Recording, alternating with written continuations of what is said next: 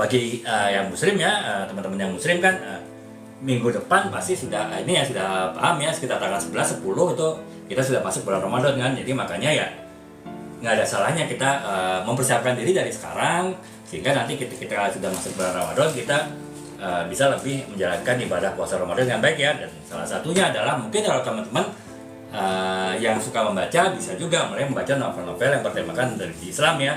Nanti saya akan berikan beberapa contoh yang mungkin teman-teman bisa jadi referensi teman-teman gitu. Dan mungkin juga mumpung dalam suasana Ramadan ini semangat teman-teman beribadah lebih tinggi, teman-teman yang suka menulis juga bisa terinspirasi untuk menulis sebuah novel yang bertemakan religi Islam ya. Jadi sehingga nanti setelah selesai Ramadan tidak saja mencapai hari kemenangan, tidak saja berhasil menyelesaikan tantangan dan hambatan dan rintangan pada saat Ramadan, tapi juga bisa menghasilkan sebuah karya tulis fiksi, apakah novel, apakah cerpen yang bertemakan religi ya. Jadi ya nanti ya tentu akan bisa bermanfaat ya bagi pembaca kita seperti yang saya jelaskan tadi gitu. Jadi itu ya penjelasan kenapa kita bahas malam ini novel yang bertemakan religi Islam gitu. Nah, 3 contoh ya novel kekinian Indonesia yang bertemakan religi Islam ya.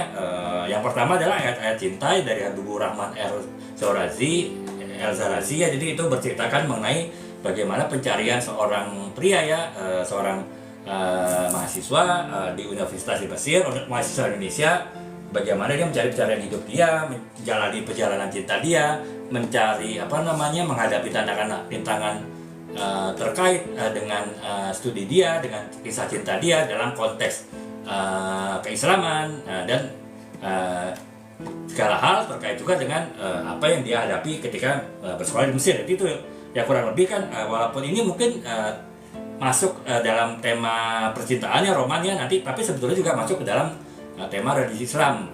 Nanti saya akan jelaskan ada beberapa jenis novel religi Islam, di mana salah satunya adalah genre novel religi roman ya. Jadi ini masuk ke dalam genre novel religi roman gitu, Ayat Cinta. Demikian pula dengan Bumi Cinta, itu juga novel yang ditulis oleh Habibur Rahman El-Zarazi. Ini bercerita mengenai cinta dan kejujuran dalam konteks keislaman juga gitu. Jadi ya kurang lebih mungkin alur ceritanya kurang sama ya dengan Ayat Cinta, tapi ya tentu dengan karakter, dengan tokoh, dengan konteks, dengan latar belakang novel yang berbeda dengan Ayat Cinta ya, novel Bumi Cinta. Kemudian juga yang ketiga adalah novel Sang Pemimpi ya. Jadi novel dari Andre Hirata.